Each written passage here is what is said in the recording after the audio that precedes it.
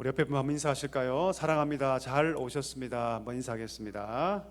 사랑합니다. 잘 오셨습니다.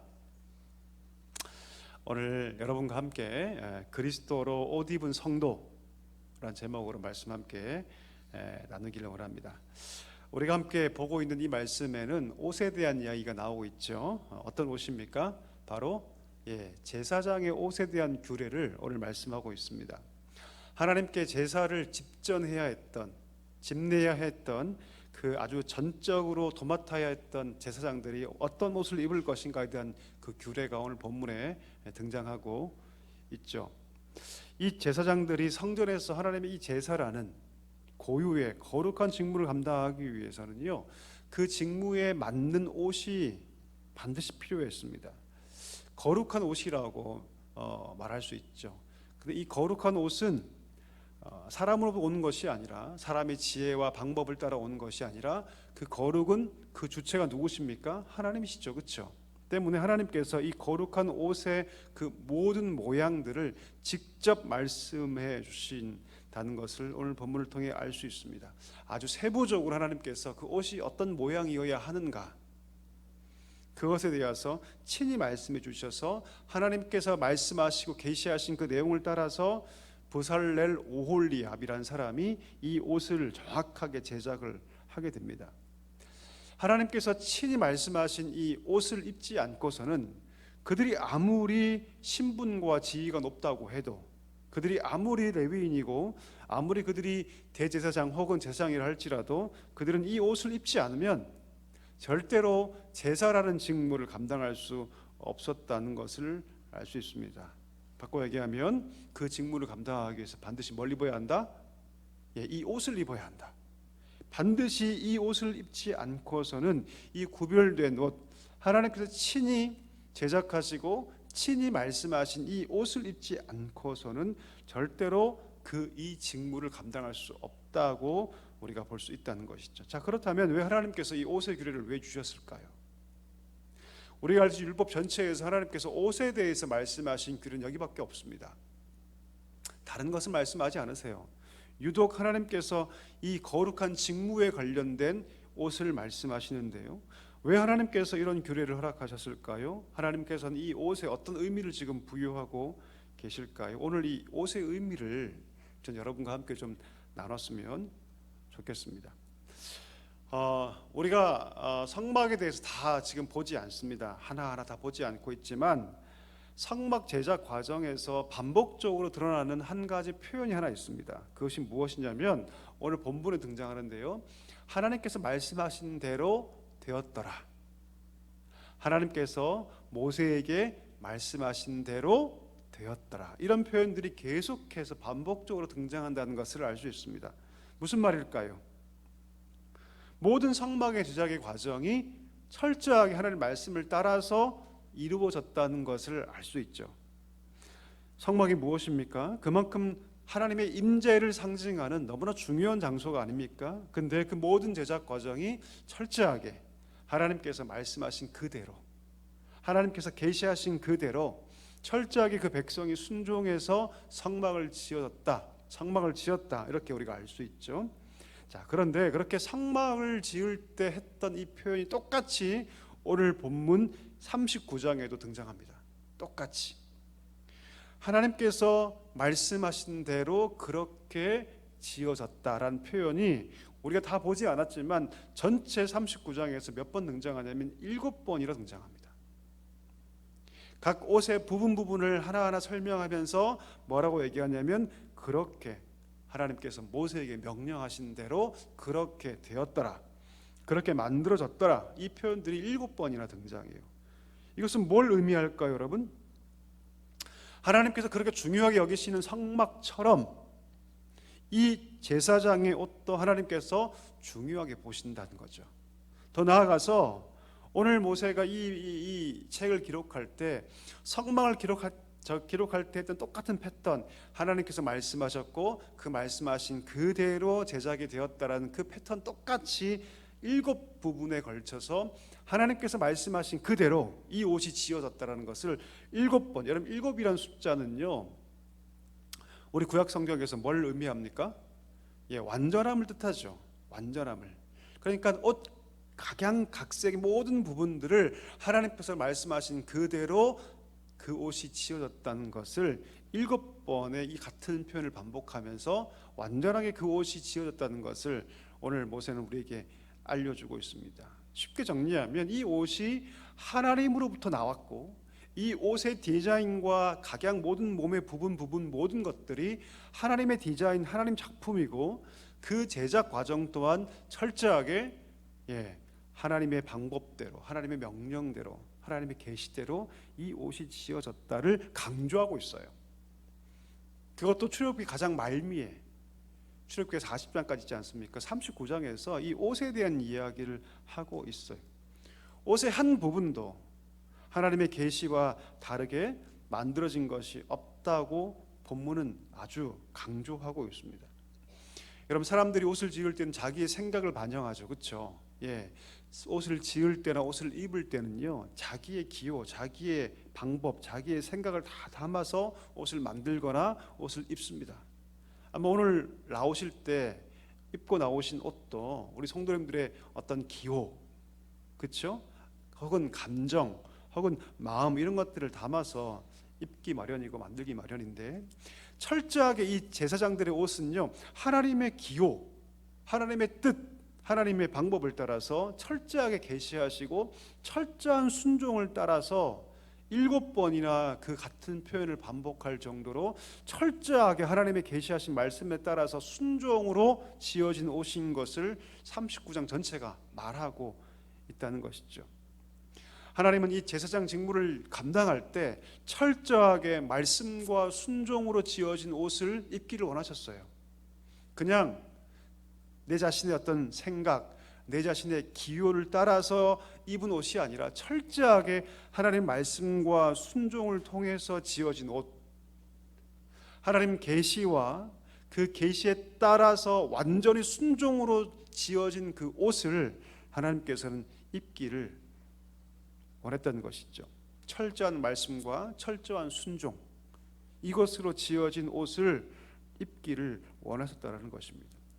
자, 이것이 우리에게 주는 은혜가 뭘고 의미가 뭘까요, 여러분? 여러분, 우리를 한번 볼까요?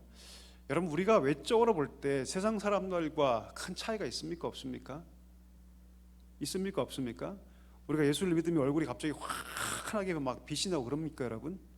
그렇지 않죠, 그렇죠? 그렇지 않습니다. 사실 외적인 것만 보면 우리는 세상 사람들과 별 차이가 별로 없습니다. 사실 성도와 세상 사람들은요, 딱 까놓고 보면 외적인 비교에서는 그렇게 큰 차이가 나지 않는다는 것을 알 수 있습니다. 사실 우리 외적인 것만 보면 우리 성도가 하나님께 기쁨으로 은혜로 하나님 앞에 나아갈 수 있는 어떤 거리들은 찾아볼 수 없어요. 별로 깨끗하지 않다는 것을 알게 됩니다. 우리의 말, 행동, 우리의 감정, 우리의 내면이 사실 어떨 때는 세상 사람들보다 못할 때도 있다는 것을 우리 부인할 수 없습니다. 성도도 똑같이 세상 사람들처럼 넘어지고 유혹을 당하고 성품과 언행에 있어서 별반 차이가 없다는 것을 사실 우리는 부인할 수 없습니다. 우리의 조건, 우리의 외적인 것을 가지고 하나님께 나아갈 수 없다는 것을 날마다 우리가 알 수 있죠. 우리의 성품과 우리의 마음이 하나님 앞에서 합당하지 않다는 것을 우리가 날마다 경험합니다. 우리가 뭐 대단해서 여러분 하나님께 나아갈 수 있습니까? 아니죠. 자, 그러면 성도와 세상 사람들의 본질적인 차이가 어디 있습니까, 여러분? 우리가 무엇이길래, 어떤 부분에서 차이가 나길래 우리는 성도가 되고 세상은 세상 사람이 되는 것입니까? 그것은 근본적인 차이가 있는데, 우리가 어떤 옷을 입고 있기 때문입니까? 거룩한 옷을 입고 있기 때문입니다. 여러분, 아멘이십니까? 우리가 거룩한 옷을 입고 있어요. 그래서 여러분, 베드로전서 2장 9절에 보면 우리를 향해서 베드로가 뭐라고 얘기냐면 너희가 제사장이라고 얘기해요. 그것도 왕 같은 제사장. 아니, 아무리 봐도 우리의 외면은, 우리의 행동은, 우리의 드러나는 바는 사실 세상 사람들과 별로 차이가 없는데, 성경은 우리에게 뭐라고 얘기하냐면 너희가 제사장이라고 얘기를 합니다. 우리를 향해서 거룩한 제사장, 심지어 왕 같은 제사장이라고 우리를 향해서 말한다는 것이죠. 왜 이렇게 말할까요? 왜 이렇게 선포할까요? 그것은 무엇이냐면 우리가 입고 있는 옷 때문에 그렇습니다. 우리가 입고 있는 옷. 이 옷은 눈에 보이는 옷이 아니죠. 그렇죠? 이 옷은 영적으로만 볼 수 있는 거룩한 옷입니다. 우리가 이 옷을 입고 있기 때문에 우리가 하나님께 나아갈 때도 하나님께서 우리 안에 있는 더러움을 보시는 것이 아니라 무엇을 보시냐면 이 옷을 보세요. 우리의 죄악된 본성을 보는 것이 아니라 하나님께서는 우리가 입은 이 거룩한 옷을 보시고 우리를 받으시고 우리를 향해서 뭐라 말씀하시냐면 제사장이라고 말씀하세요. 그러면 여러분, 이 옷이 뭡니까? 구체적으로 이 옷이 뭘까요? 이 옷은 바로 우리를 위해서 십자가를 지시고 우리 모든 죄를 대속하시기 위해서 죽으신 누구이십니까? 예수 그리스도시세요. 이분이 옷이세요. 그리스도가 옷입니다. 완전한 말씀과 완전한 순종으로 우리에게 다가오신 바로 예수님이 누구시라고요? 옷이란 말입니다. 바울은 여러분 어떻게 성도와 그러면 이 옷을 입게 되었는가를 갈라디아서 3장 27절에서 얘기하고 있는데요. 우리 시트지 1번 한번 볼까요? 참고구조 1번. 다 같이 한번 읽어보겠습니다. 시작. 누구든지 그리스도와 합하기 위하여 세례를 받은 자는 그리스도로 옷 입었느니라. 할렐루야. 아멘. 우리가 그분과 합하여 세례를 받음으로 우리가 어떻게 되었다? 옷 입게 되었다. 그리스도로 옷 입게 되었다라고 얘기합니다. 우리가 믿음으로 세례를 받을 때 그분과 우리가 어떻게 되고 연합되게 되고 신비적 그 연합을 통해서 우리가 그분을 옷 입게 되었다라고 얘기합니다. 그리스도 합하여 세례를 받음으로 우리가 그의 옷을 입게 되었다. 그리스도를 입게 되었다라고 얘기를 합니다. 여러분 그렇죠. 우리가 왜 거룩한 자 성도라고 불려집니까? 그것은 우리 자신이 거룩하기 때문이 아닙니다. 우리 착각하면 안 됩니다, 여러분. 우리가 아무리 도덕적으로 살고 우리가 남과 비교해서 조금 잘못이 없는 것처럼 보인다 해도 그것으로 우리가 거룩해지는 것이 아니라 누구 때문이십니까? 예수 그리스도 때문인 줄 믿습니다. 예, 그 옷을, 그 그리스도라는 옷을 우리가 입고 있기 때문에 하나님 우리를 바라보실 때 의인으로 평가하시고 우리를 바라보실 때 우리를 받으시는 것이죠. 우리가 거룩하신 그리스도로 옷 입었기 때문입니다. 그 옛날 아론이 그랬어요, 여러분. 그 옛날 하나님께서 하나님의 그 생각대로 하나님의 뜻대로 옷을 지으셔서 그 옷을 아론에게 이렇게 입혀주셨듯이 하나님께서 완전한 말씀과 완전한 순종 그 자체이신 우리 주 그리스도를 우리에게 입혀주셨기 때문에 우리가 누가 되었습니까? 성도가 되었습니다. 그리스도인이 되었죠. 여러분 아론이 대단한 사람입니까? 아니죠. 예, 아론은 누굽니까? 그는 지금 대제사장으로 서 있지만 그는 원래 누굽니까? 예, 금송아지를 직접 만든 사람 아닙니까, 여러분? 예, 절대로 그는 외적인 조건에서는 절대로 그는 이런 직분을 감당할 수 없는 자입니다. 가장 먼저 사실 죽임 당해야 했던 사람이죠. 근데 하나님께서 어떻게 해요? 예, 중보의 기도를 받으시고 사주의 기도를 받으시고 하나님이 그를 용서해 주시죠. 그를 죽이지 않으세요, 여러분. 율법에 보면 가장 먼저 죽여야 할 사람이 누굽니까? 우상 숭배자 아닙니까? 그렇죠? 예, 아론은 이 모든 일에 가장 일선에서 앞장섰던 사람입니다. 근데 하나님이 그의 모든 죄를 다 탕감해 주시고 사해 주시고 눈 감아 주셔서 그에게 오늘 하나님께서 지으신 거룩한 옷을 입히셔서 뭐라고 말씀하시냐면 제사장이라고 말씀하세요.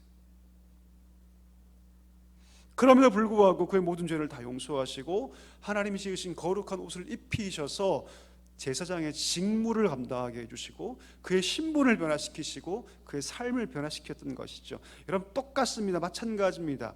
아무런 공로 없던 우리, 아무런 내세울 거 없던 하나님께서 우리를 사랑해 주시고 불러주셔서 죽어야 함에도 마땅하고 하나님의 심판을 당해 함에도 마땅하고 하나님 우리를 불러주셔서 무슨 옷을 입혀주셨어요?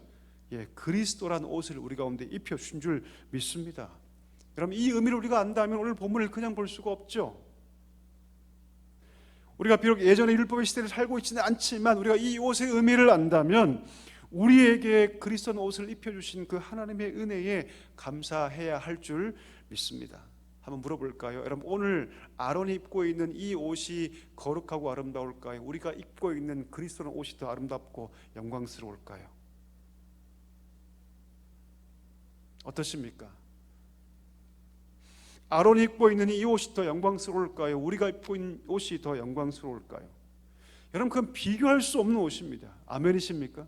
과거의 그 옷과 아무리 그 옷에 금이 있고 보석에 달려 있고 아무리 멋진 옷이라 할지라도 여러분, 우리가 지금 입고 있는 이 그리스도라는 옷과 비교할 수 없습니다. 감히 비교할 수 없습니다. 그 영광의 깊이에서 비교할 수 없고 그 가치에서 비교할 수 없다는 것이죠.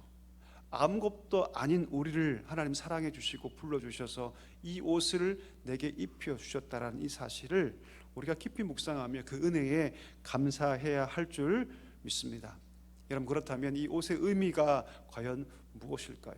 그렇게 아무것도 아닌 우리를, 아무 공로 없고 내세울 거 없던 우리를 불러주셔서 오늘 우리에게 옷을 입혀주시고 의인이라고 말씀하시며 성도라 얘기하시고 심지어 우리에게 왕같은 제사장이라고 말씀하시는 그 옷, 그 옷은 우리에게 어떤 은혜를 주며 그 의미가 무엇일까요? 오늘 세 가지 함께 나눴으면 좋겠는데요. 첫 번째가 그 의미가 무엇이냐면 우리의 모든 수치를 가린다는 의미가 있습니다. 뭘 가린다고 여러분?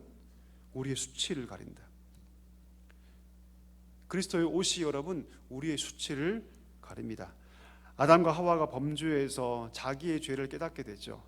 그렇죠? 그리고 비로소 그 죄에 대해서 수치를 느끼기 시작합니다. 부끄러워하기 시작해요. 그전에는 한 번도 느껴보지 못한 끔찍한 죄의 고통이 수치란 단어를 통해서 성경에 등장합니다. 그들이 몸부림을 치죠. 내 수치가 너무 부끄러워서 그들이 가장 먼저 했던 것이 무엇입니까? 자기를 가리는 것이었습니다. 그리고 동산에 숨는 것이었어요. 하나님은 그들의 고통을 아셨죠.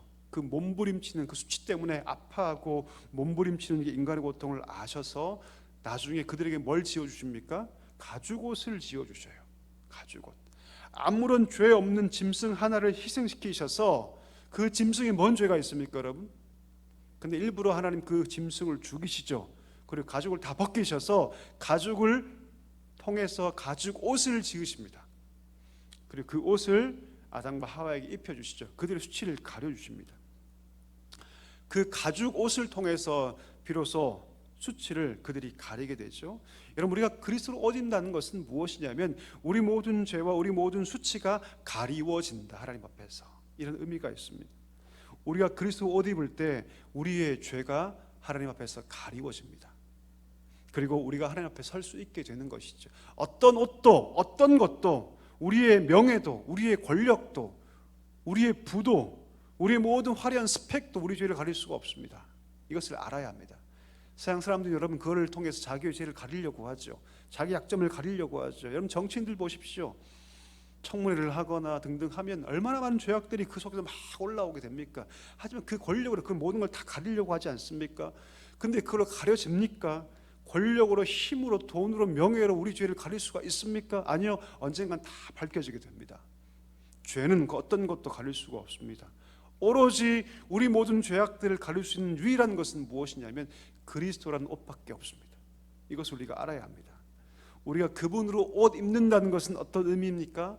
우리가 예수님 때문에 우리 모든 수치를 다 가릴 수가 있다. 이것을 의미합니다. 그 옛날 아담과 하와가 가죽 옷으로 자기의 모든 수치를 다 가렸듯이 그와 똑같이 우리가 그리스도로 옷 입을 때 우리 죄가 하나님 앞에서 가리워진다. 이것을 우리가 알아야 한다는 것이죠. 그 어떤 힘도 어떤 권력도 명예의 학문도 우리 죄를 가릴 수 없는데 주님께서 그리스도를 통해서 우리 죄를 가리신다. 이 사실을 우리가 알아야 한다는 이 첫 번째 의미입니다. 우리의 수치가 가리워진다. 두 번째 의미도 있습니다. 그것은 무엇이냐면 여러분 옷은 그 사람의 가치와 연결되어 있습니다. 그렇죠? 옷은 여러분 그 사람의 가치와 연결되어 있습니다. 사람들이 명품 좋아하죠. 우리 성도님들 명품 좋아하십니까? 아멘 하지 않으셔도 제가 다 압니다. 명품 사람들 정말 좋아하죠. 왜 사람들은 그렇게 기를 쓰고 명품을 입으려고 할까요? 그 이유가 뭡니까 여러분? 자기의 가치를 높이기 위해서죠. 그렇죠? 자기의 가치를 높이기 위함입니다. 제가 예전에 어떤 영상을 봤는데 어떤 단체에서 노숙자들, 정말 누가 봐도 볼품없고 냄새나고 정말 비천해 보이는 노숙자를 한 명을 데려와서 깨끗하게 씻깁니다. 면도도 해주고요, 머리도 깨끗하게 잘라주고 깨끗한 옷을 입히고 마지막에 거울을 딱 보여주면서 바뀐 자기 모습을 보여주는 거죠. 그러면 하나같이 감동하면서 울기 시작합니다. 울기 시작해요. 그리고 뭐라고 얘기하냐면 내가 이렇게 바뀔 줄 몰랐다. 그러면서 그 사람에게 뭐라고 얘기하냐면 당신은 원래 멋진 사람입니다 라고 얘기를 해요. 그렇게 했던 사람들이, 그들이 잃어버리고 있던 그 삶의 가치를 외적인 변화를 통해서 알려주는 거죠. 가장 비천한 사람이라 할지라도 좋은 옷을 입기 시작하면 그의 가치가 바뀌기 시작하죠. 자기가 달라보기 시작합니다. 그리고 그 옷에 맞는, 외적인 변화에 맞는, 그 가치에 맞는 삶을 살려고 노력한다는 것이죠. 그것이 옷의 힘입니다. 그래서 옷의 힘이에요. 우리는 벌거벗은 삶을 살았지만 그 어떤 명품과도 비교할 수 없는 하나님께서 그리스도는 옷을 우리 가운데 입혀주신 그런 사람들입니다. 그러면 우리가 함부로 살 수 있을까요, 없을까요? 없다는 것이죠. 여러분, 제가 이번에 말씀 준비하면서 명품 레벨을 한번 찾아봤더니 명품 중에 또 명품이 있더라고요. 그것을 하이엔드 명품이라고 하더라고요. 하이엔드급 명품. 보니까 뭐 대표적으로 에르메스 이런 것들. 저는 사실 에르메스가 뭔지 잘 모릅니다, 여러분. 명품 중에 명품이 또 있더라고요. 자, 한번 생각해 볼까요? 우리가 만약에 에르메스를 입고 있습니다. 제 옷이 에르메스예요. 자, 그러면 그 옷을 입고 우리가 함부로 아무 데나 앉을까요? 절대로 그렇지 않죠. 아무 데나 들어가서 눕고 그렇게 할까요? 그렇게 할 수 없죠. 분명히 그 옷에 맞는 행동을 하려고 할 것이고, 그 옷에 맞는 삶을 살려고, 그 옷에 맞는 곳에 가려고 할 것이고, 그 옷에 맞는 사람들을 만나려고 할 것입니다. 어떻게든 그 옷을 유지하기 위해서 그는 최선을 다해서 돈을 벌고 최선을 다해서 살려고 노력할 것입니다. 여러분, 에르메스와 비교할 수 없는 명품 옷을 우리가 입고 있는 줄 믿습니다. 그분이 누구시라고요? 예수님이시라고요.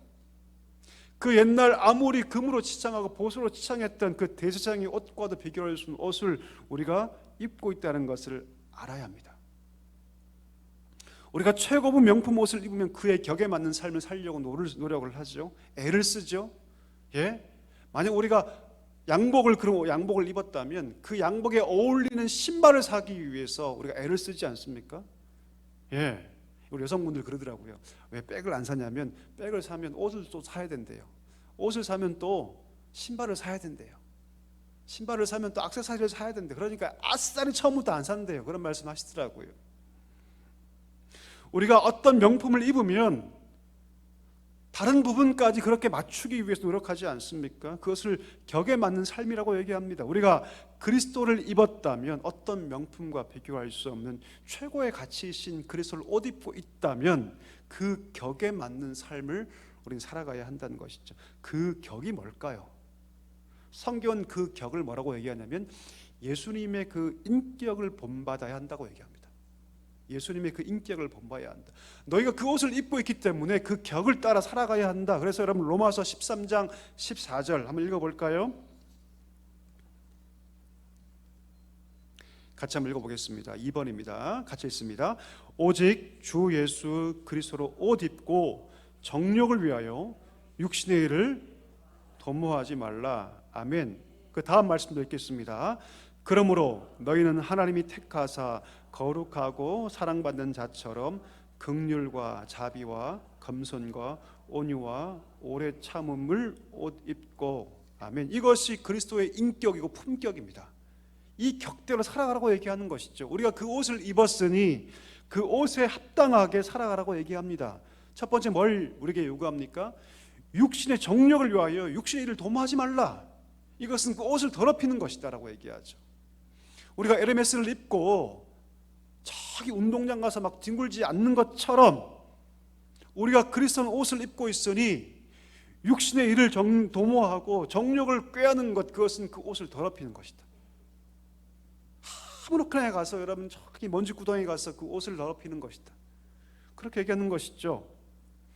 자, 로마서 13장 14절이 하지 말 것을 말한다면 골로새 3장 12절을 할 것을 얘기합니다. 앞 구절은 하지 말아야 할 것, 뒷 구절은 해야 할 것을 얘기하는데 그럼 뭘 하라? 육신의 일을 도모하지 않는 것과 동시에 뭘 하라? 예수님처럼 긍휼과 자비와 겸손과 온유로 살아가라. 오래 참음으로 살아가라. 이것이 그 격에 맞는 삶이다. 이렇게 얘기하고 있는 것이, 이것이 그리스도의 인격이다. 그의 성품의 격이다. 그러니까 그 옷처럼 너희가 살아가라. 이렇게 말하고 있는 것이죠. 사랑하는 성도 여러분, 이런 진짜 격이 있는 그리스도인 삶을 살기를 간절히 소망합니다. 여러분, 제가 오랫동안 목회 생활했잖아요. 교회 와서 또 여전히 세상의 명품 자랑하고 세상의 격을 자랑하는 사람들이 있어요. 내가 이만한 데 산다, 이런 옷을 입고 산다, 내가 이런 차를 끈다. 여전히 교회에 와서도 그것을 자랑하고 그것을 앞세우는 분들이 많이 계십니다. 보면 참 안타깝죠. 내가 어떤 옷을 입고 있고 어디에 사는지를 모르는 분들이죠. 우리가 어떤 옷을 입고 있습니까? 그리스도 옷을 입고요. 우리가 어디 살고 있습니까? 하나님 나라를 살고 있어요, 여러분. 그것은 어떤 집과도 비교할 수 없는 것입니다. 그 옛날 여러분, 빌립보가 얼마나 유명한 도시입니까? 제2로마 아닙니까, 여러분? 예. 그때 바울이 뭐라고 합니까? 우리 시민권이 하늘에 있다고 얘기하지 않습니까? 자기가 로마 사람인 것을 가장 최고의 자부심으로 여겼던 그 사람들을 향해서 바울이 뭐라고 얘기하냐면, 우리의 진짜 시민권은 이 빌립보 시민이라는 그런 게 아니라 무엇이다? 하늘에 있다. 우리의 시민권이 하늘에 있다. 너희가 로마 시민권 가지고 있다고 자만하지 말아라. 그 아무것도 아니다. 나도 가지고 있지만 그 아무것도 아니다. 우리의 진짜 시민권 어디에 있다? 하늘에 있다. 이것을 바울이 얘기하지 않습니까? 그와 똑같습니다. 우리의 품격은 우리가 입고 있는 이 외적인 옷에 있는 것이 아니라 그 격대로 살아가는, 그리스도는 옷이란 그 격대로 살아가는 삶에서 비롯되는 것을 우리가 알아야 할 줄 믿습니다. 그 어떤 집도, 아무리 화려한 궁정도 여러분, 우리가 살고 있는 하나님 나라를 대신할 수 없습니다. 우리 시민권을 대신할 수 없다는 것이죠. 여러분, 우리가 입고 있는 옷이 그리스도의 옷이라면 그 격에 맞는 삶을 살아가는 우리 모두가 될 수 있기를 축복합니다. 마지막 세 번째입니다. 자, 첫 번째가 뭐라고 했죠? 제가 죄를 가리운다. 두 번째, 우리의 가치와 연결되어 있다. 마지막 세 번째는, 이 옷은요 뭐와 연결되어 있냐면 사명과 연결되어 있습니다. 여러분, 제가 목사 안수 받을 때 무슨 옷 입은 줄 아십니까? 가운 입었습니다. 가운. 머리에 안수하고 그 다음에 목사 안수 받을 때 그 당시 담임 목사님이셨던 분이 제게 가운을 입혀주셨습니다. 왜 옷을 입을까요? 군대에 들어가면 가장 먼저 하는 것이 무엇이냐면 옛날 옷을 그냥 택배로 보내버리고 군복을 입혀줍니다. 왜 옷을 바꿔 입혀줄까요? 옷은 무엇입니까? 앞으로 내가 어떻게 살 것을 규정해주기 때문이죠. 내가 앞으로 어떻게 살 것인가, 내 사명이 무엇이고 앞으로 내가 꿈꿔할 것이 무엇이고 내가 정말로 열심히 정진할 것이 어디에 있는가, 그것을 무엇이 알려주냐면 옷이 알려줘요. 옷이 알려줍니다. 우리가 만약 그리스도 옷 입었다면 누구처럼 살아가야 됩니까? 예수님처럼 살아가야 됩니다. 그 삶을 성경에서 뭐라고 얘기하냐면 자기 십자가를 지는 삶이라고 얘기합니다. 내 십자가를 지고 살아가는 삶. 이 십자가에는 놀라운 역설이 담겨 있죠. 그 역설이 무엇입니까? 나는 죽어요, 여러분.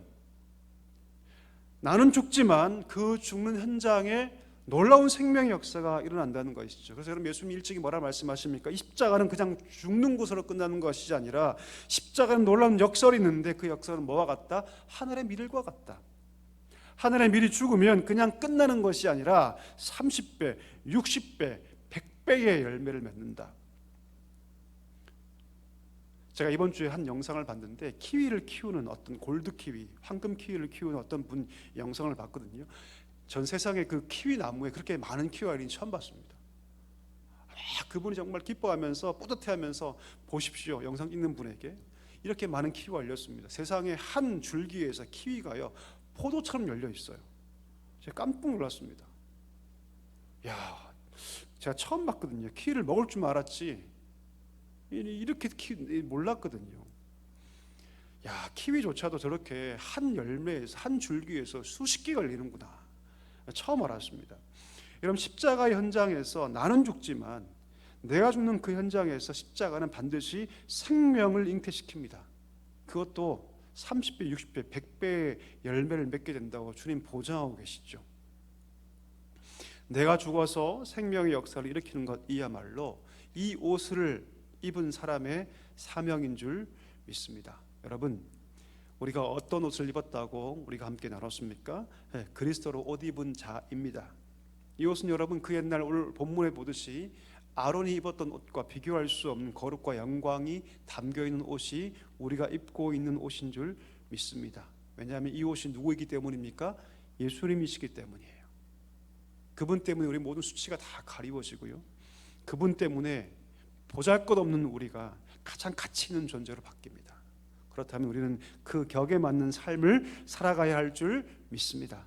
여러분, 우리가 이 옷을 입고 있다면 예수님께서 걸어가신 그 십자가의 길, 우리도 걸어가야 할 줄 믿습니다. 우리의 십자가는 무엇이죠? 어떤 분에게 그것은 가정일 수 있고, 자녀일 수 있고, 교회 사명일 수 있고, 그가 하고 있는 사업체일 수 있고, 내가 지금 품고 있는 영혼일 수 있습니다. 무엇이 여러분의 십자가입니까? 그걸 져야 합니다. 하나님 약속하고 계시죠. 우리가 십자가 질 때 그 자리에서 생명의 역사를 보게 될 것이다. 수많은 열매가 맺히는 것을 보게 될 것이다. 하늘의 미래 역사처럼 너희도 그렇게 살아가야 한다. 하나님 말씀하고 계신 줄 믿습니다. 오늘 이 아침에 이 옷을 입은 자답게 믿음으로 설 수 있는 우리 모두가 될 수 있기를 주님의 이름으로 간절히 축복합니다.